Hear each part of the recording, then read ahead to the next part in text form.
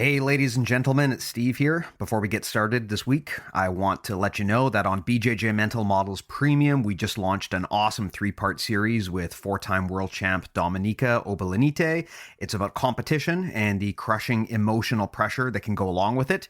Critical listen for anyone who's a competitor or really anyone who works in a high-stress environment. Give it a shot, premium.bjjmentalmodels.com. You can check it out and get a free trial. Give it a listen. If you don't like it, cancel with no risk. Again, premium.bjjmentalmodels.com, and enjoy the show.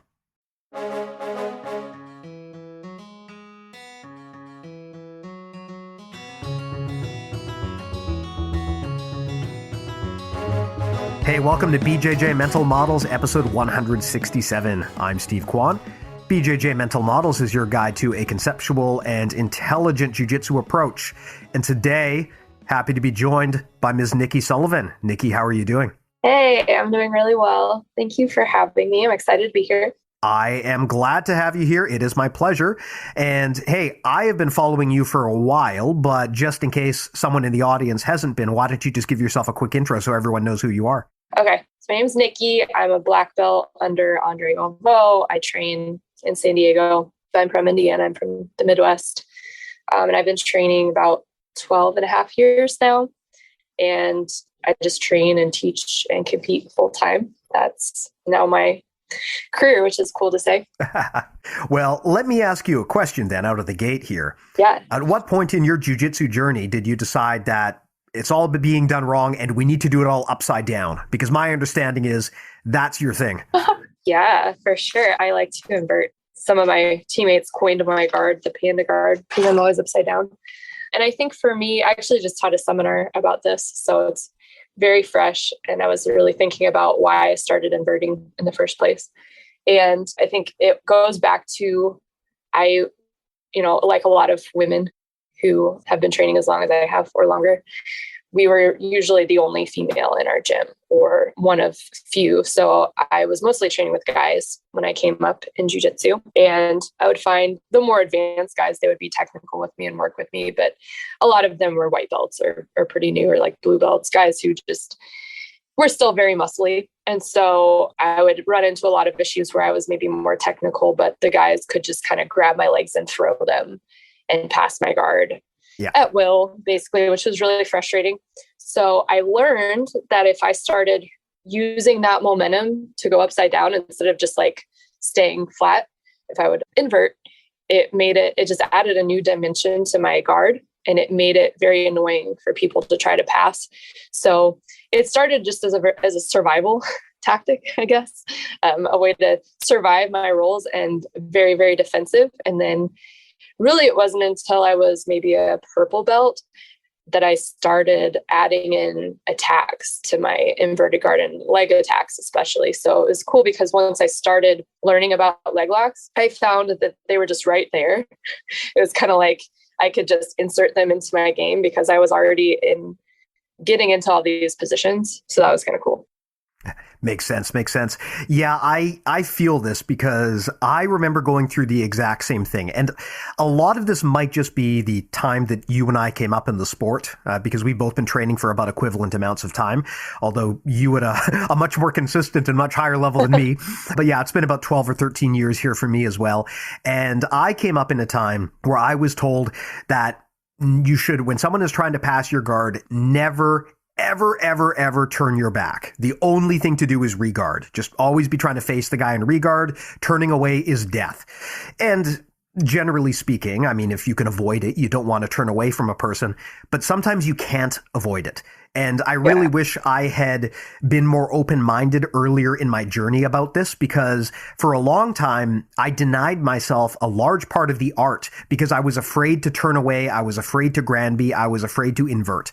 I was under the impression that the only true way to block the guard pass is to do a regard.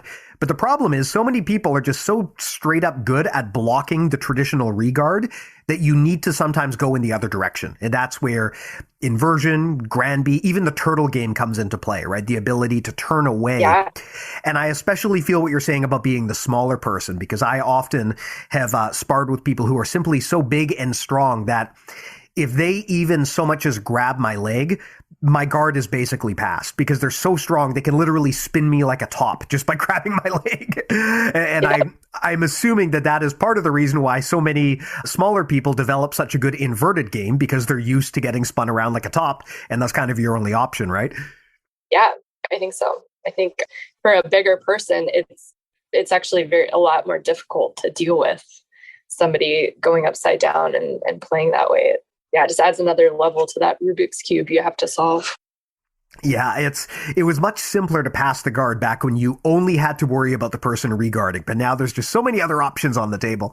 So something I would love to explore here, when you invert, like you said, you call that Panda because you're inverted. I guess a callback to inverted gear in their inverted Panda logo. Is that right? Yeah, and I guess just to specify a little bit more, what I call Panda Guard, because I've made a DVD about it. So it's specifically a position I get into where I invert and I'm hugging around a person's leg, and I do a lot of different things from there. So I wouldn't call like Panda Guard just inverting. It's a specific place I get to. But yeah, it definitely, like, if you look at videos of pandas playing and rolling around, they're always just upside down and doing funky things. But most pandas that I know don't leg entangle and then heel hook the other person. I think that might be something unique that you're doing as far as the panda nomenclature goes. Maybe. Well, it's probably worth actually pointing out, because I know that Preet Mikkelsen also has a position he calls Panda, but when he talks about it, he's not talking about what you are. He's talking about basically what people would possibly consider Tellus guard, where you're seated and you're facing away. Is that guard like the turtle guard, kind of? It's closely related to turtle, but it's not turtle. I mean, turtle is where you're loaded up on your knees and you've got another point of contact on the ground, which can ideally be your head. Panda is where you're actually seated. So it's kind of like butterfly guard, except instead of facing toward the person, you're facing away. So you're giving up your back. It's a pretty rare position in jiu-jitsu, but it does get played sometimes, particularly by Eduardo Tellez and Preet Mikkelsen are the guys that kind of play that position. Yes. But I've also just heard that called Tellus guard, which is maybe the way that most people know it. But what you're talking about is more a variation on inversion. And I'd love to understand, when you play your Panda guard, how is that different from kind of a traditional inverted guard? What are the things that you do that are mechanically unique? When I get into the standard position that I like to feel comfortable in, I guess, I am almost turtled. So I'm not necessarily folded in half or inverted. I do that a lot also, but I'm basically holding, and it's very similar. Like, it's not a new position. A lot of leg lockers use similar positions. Like if you watch people like Craig Jones, they get into a similar place. I'm just hugging onto the leg, and then I have my shoulder, maybe my head on the mat, but my spine is pretty straight. So my goal is to get to a place where I have a straight spine and I can extend the leg. But then, in that, obviously, anytime you're doing jiu-jitsu, they're fighting back. So sometimes I don't end up in a perfect position, and I have a lot of flexibility. So I'm able to invert and move in a lot of really tight ways to get to the different places I want to be, especially when I'm starting to attack the back. Do you think inversion and playing inverted positions fundamentally requires flexibility? Because I know that a lot of people who play it obviously are very flexible. I mean, I watch guys like Lachlan do their instructionals, and I get uncomfortable just looking at the ways they contort themselves. So I know that flexibility helps, but do you think it's really required or essential if you want to play that kind of guard? I think flexibility definitely helps. It helps you. For me, it helps me to get into positions from much tighter spaces. So like if you think about something like the Kiss of the Dragon, which a lot of people know, you need to make a certain amount of space to get under a person and get out to their back. But for me, I only need a very small amount of space because I can fold up so small. Yeah. So that's helpful. But I think anybody can do it. And I've taught seminars before where I taught the Panda Guard, and there's a wide range of ages and sizes. And so I've seen everybody be able to do it. But I think, one thing I tell people is, this is nice to be able to have in your game, but not everybody is going to make it their focus. And that's fine, because different people have different strengths. You're going to find what works for you. But for me, my body just feels very natural and comfortable going into these situations. Got it. So when you play this position, I'd love to know, Do you deliberately try to go right into inverted guard? So, let's say that you're starting off in Ali Inoki position. You're sitting on the ground, your opponent is standing up. Do you intentionally go right into an inversion, or do you try to play a different guard and you go into the inverted game if your opponent forces the situation? It depends. Usually I don't go straight into an inversion unless I'm trying to have fun and play. And so from just the standard that I play, I like to be seated gi or no-gi. I like to be sitting up, especially if I'm disengaged, then I'll fall back if I have grips. But I play some kind of a seated guard. I'll go to half guard or reverse tail kiva, things like that, and then use those like solid positions to get into an inversion. Got it. So you're not that person, that meme, basically the living meme who just like slaps hands, bump fists, and then turn around and go upside down on the person and just sit there, right? So you're playing like a seated guard, probably a butterfly or something. And when the situation arises and you see that leg exposure, that's when you take it. Yeah, for sure. I feel like especially now everybody's so good at defending Leglocks, like they see them more, whereas it used to be when I was a brown belt, I feel like girls just, even in the gi, I would go for knee bars and stuff and they didn't know how to defend. So now, especially that, no-gi and heel hooks have become very popular. A lot more people know what they're doing and defending. So it's harder to get a hold of somebody's leg. People are really good at disengaging. So I feel if I just straight go to an inversion, they're going to run away. Yeah. It's difficult to get into my game. So it's smarter I like to attack the upper body first and try to open up the lower body that way. Got it. So I'd like to explore that a little bit because that's a good point. I mean, I remember the first time I really started seeing leg locks. I've talked about this before on the podcast. My daughter was born. I took a significant amount of time off of jiu-jitsu to go and spend time with her and, kind of help raise her while she was a baby. And I basically wasn't training. And when I came back about a year and a half later, that was when a lot of the leg lock systems started to expand and grow.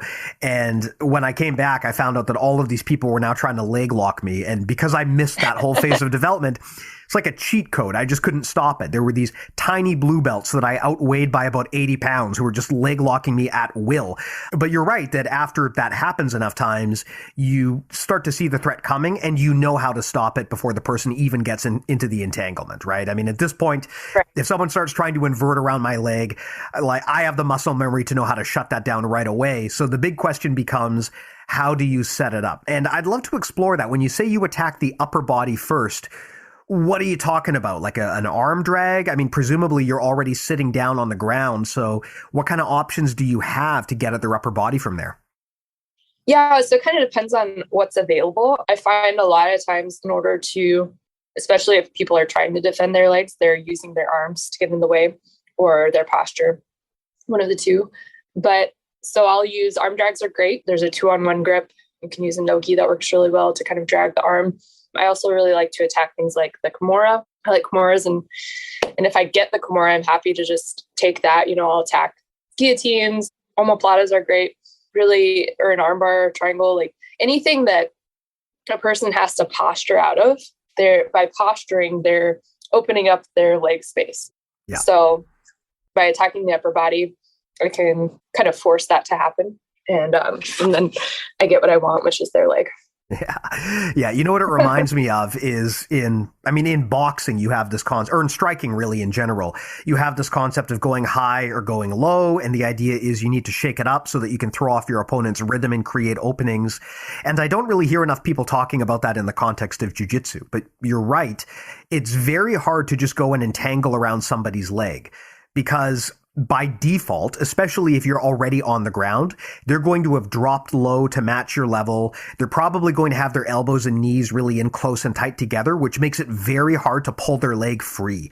And this is what I do a lot of the time. When I know someone wants to entangle my leg, I'll just close that space, bring my arms in close, and then it just makes it so hard for them to get at my leg. And if they start trying to go for my leg, I can initiate a pass. But what you're proposing, it makes a lot of sense too, because if you start going for things like an arm drag, like you said, to get out of that, I have to kind of pull back, posture up. And by doing that, I expose my leg and I give you access to my knee, and then you can get in for the entanglement. So I kind of like that idea of going high, then going low before you just go into the entanglement, kind of cook it first, set it up first, and then go for the leg. Yep, exactly. Exactly. So you talked about the 2-on-1, and this is something that my brother does a lot too, from the bottom to set up leg entanglements. I suck at it though. In the gi, I can kind of get away with it because the gi is so grippy, but in no gi, I find it very hard. Especially if I'm sitting on the bottom and my opponent is standing up.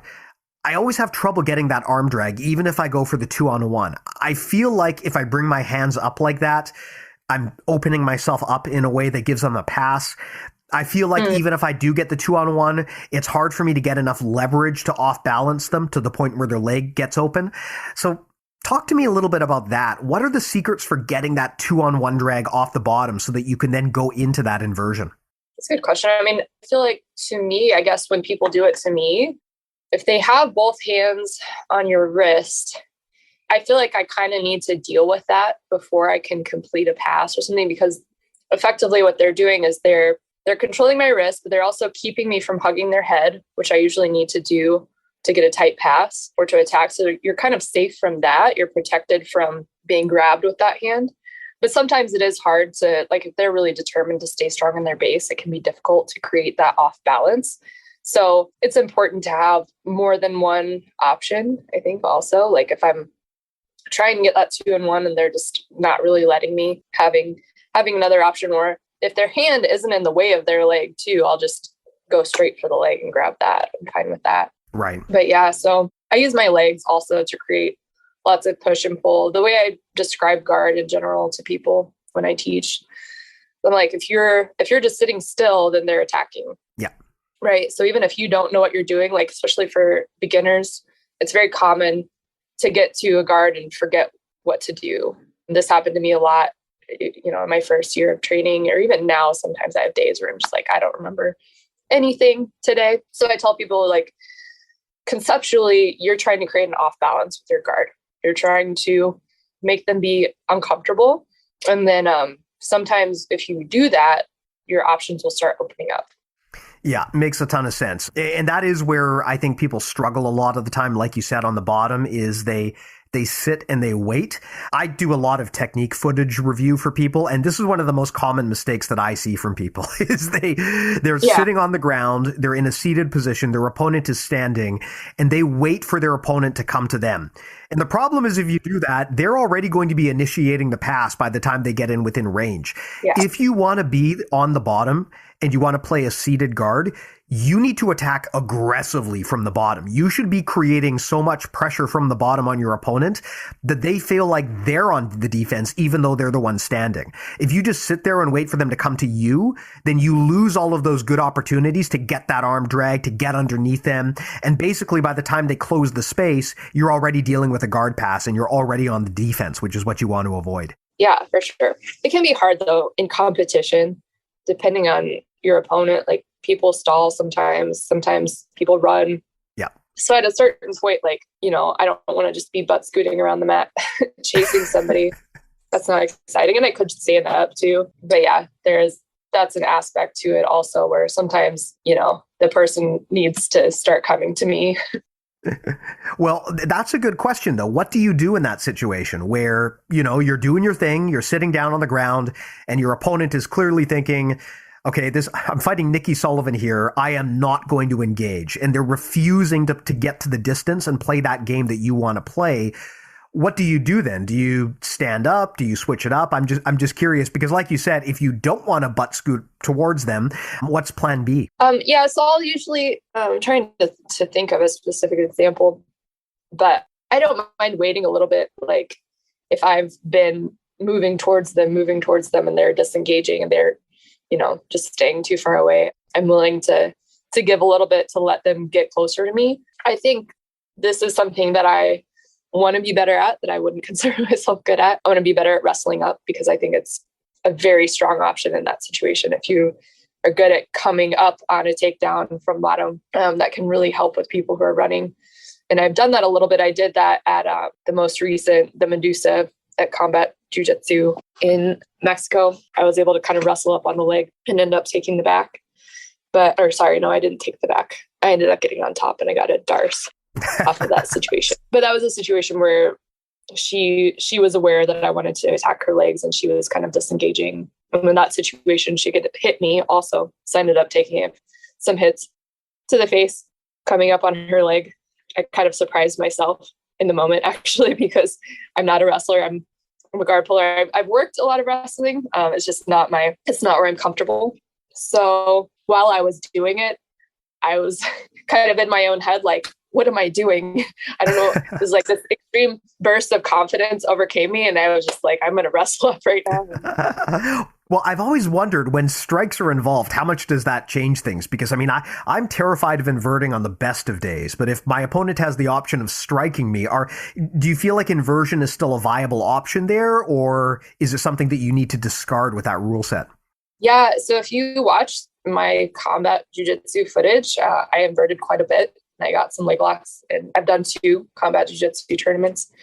And that was my strategy, actually. So, and it seems like inverting seems like it would be a bad idea, but I've actually found with the Panda Guard specifically, my goal in it is I tell people you want to hit them with your butt. So you're basically putting your butt on their chest or like in between you and them. And then your spine is completely in the way. You're hugging their leg. So it's very difficult from that situation to get hit in any kind of a meaningful way. Like they don't really have, your head is very far away from them. They don't really have a target that's going to really hurt me. So I found when I did the combat jiu-jitsu, my goal was, because I'm not a strong wrestler, my goal was I pulled immediately. And then my goal was to get underneath them right away. So get to a position where they couldn't like really load up a good strike. And I definitely did get hit before I got into those positions, but I found I was able to either, get to the Panda Guard and attack the leg, or Kiss of the Dragon to the back, or, the back is a great position. Obviously, you can't get hit very easily there. So I was just trying to immediately get to a position where I could attack them, but they couldn't get to me. Yeah, makes sense. You don't see inverted guard played a lot in MMA, for example. There isn't that much inverted guard. And where the mind goes is maybe your thought would be, oh, well, this just doesn't work when strikes are involved.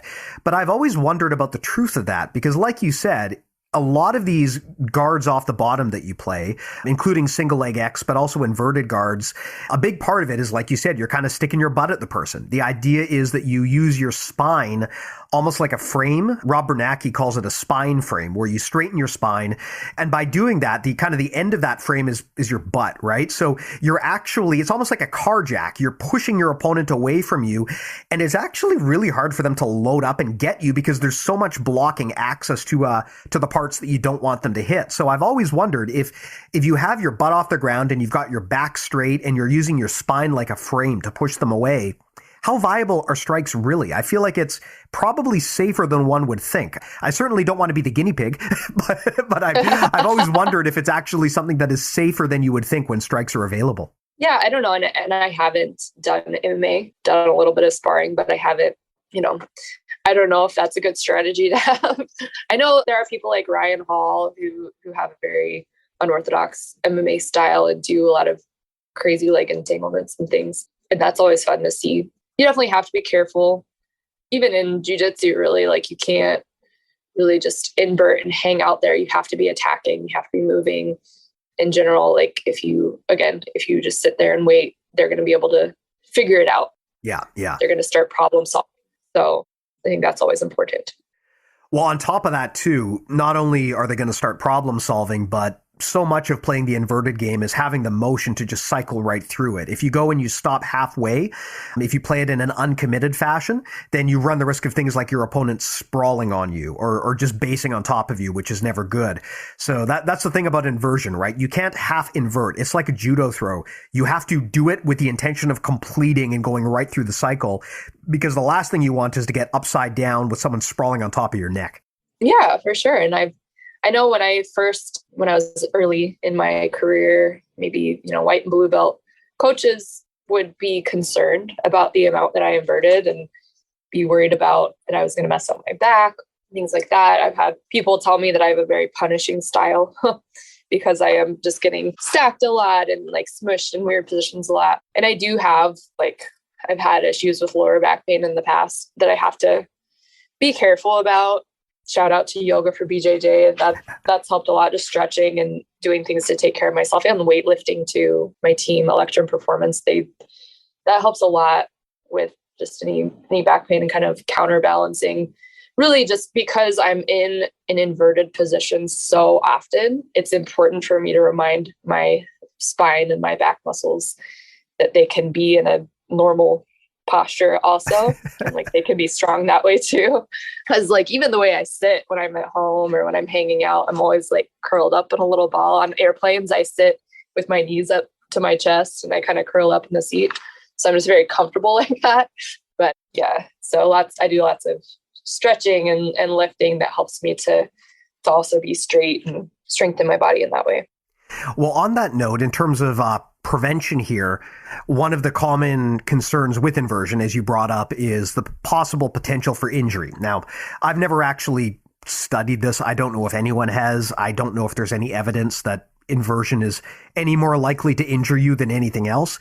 But I'd just be curious to know if in your journey, you've encountered any pointers or advice or little adjustments you can make to reduce that likelihood of injury. Yeah, I think, like I said, just stretching. And I used to try to stretch my back because I would get back pain, and it ended up making it worse. And then I was given the advice to focus on stretching my legs, my hamstrings. And I found my hamstrings actually get very tight. So my back, because my back is the part of me that's really already being stretched basically all the time, but my legs would get really tight. So if I focus on stretching my hamstrings, that helps a lot. And then also focusing on positions like, say, yoga poses like the cobra, or things where you're really extending your back in the opposite direction. That can be very helpful just to kind of counterbalance what you're doing. And also the plank pose can be really good just to hold things that are strengthening your core in general. I think that can be very helpful. Yoga for BJJ actually did a couple of sessions based on the Panda Guard for me, which was really sweet. Oh, nice.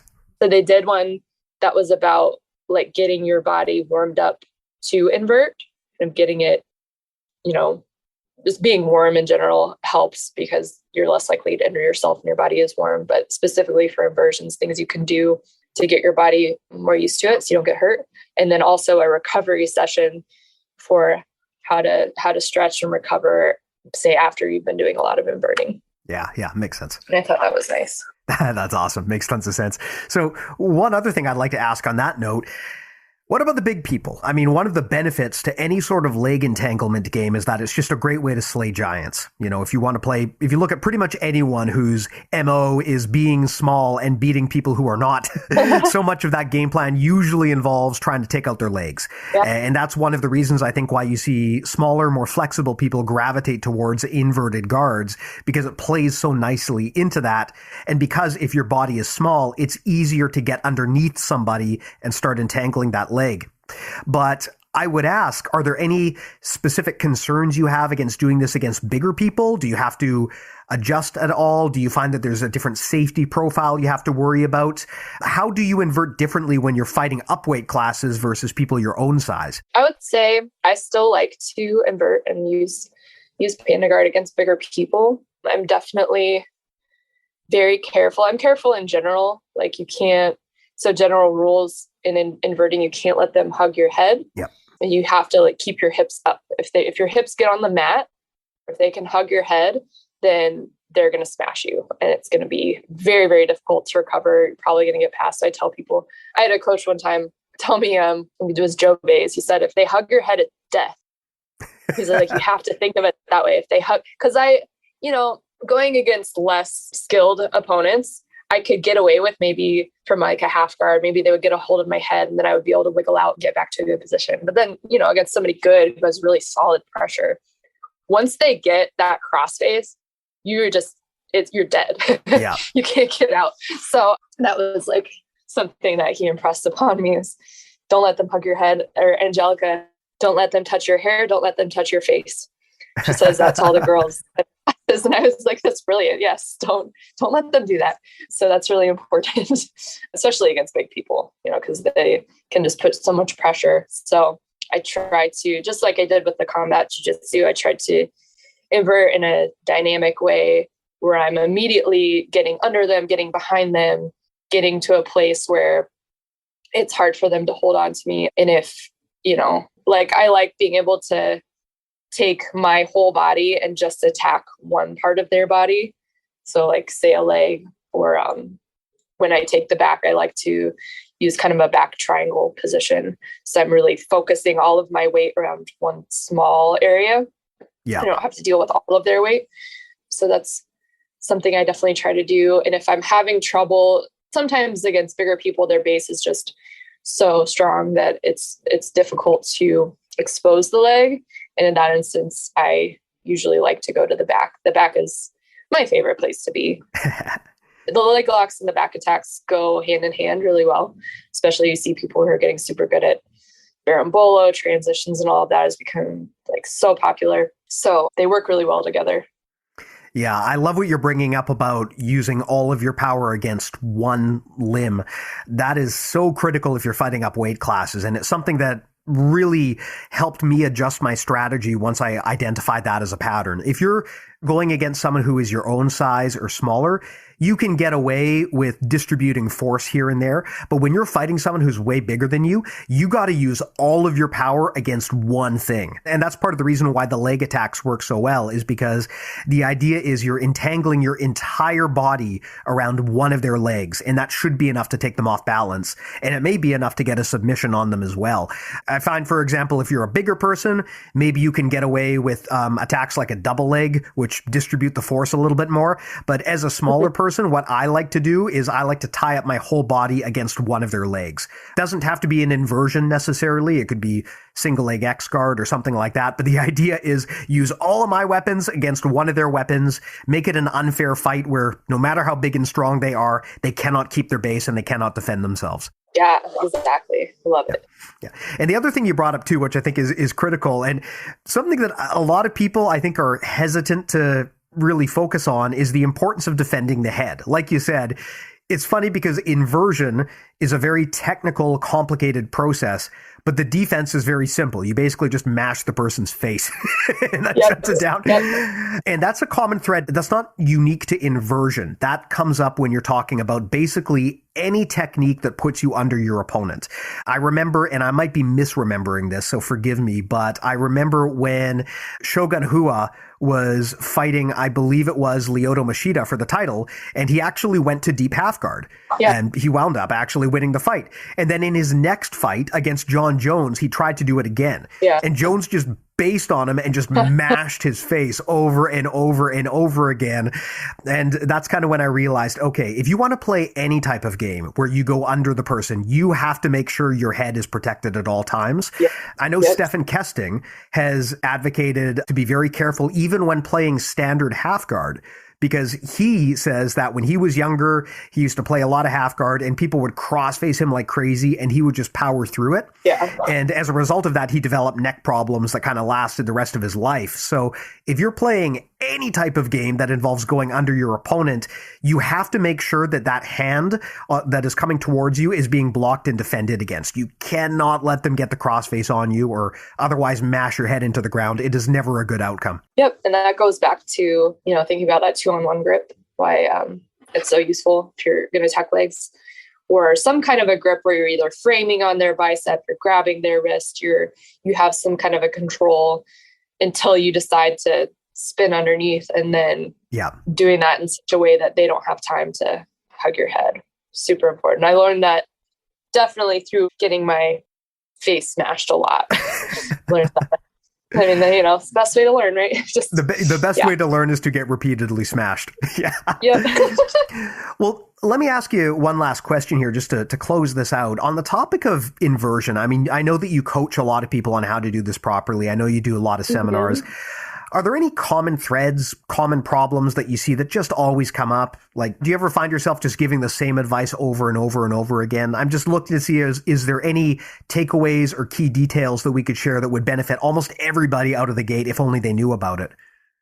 There's problems. I mean, there are drills that I'll show, just like the drills where you kind of roll between people's legs. And I think for somebody who's not, usually I'll start a seminar with some kind of a drill that one gets everybody warmed up to do some kind of inverting, but also I don't always teach inversions either. I will say that, like, I have a lot of seminars where you don't do any inverting, but if we are, especially I'll do something that warms us up. And also that gives me an idea. I can kind of read the room and see, how comfortable people are with this movement in general. And that will kind of set the tone for the pace that this seminar will go at.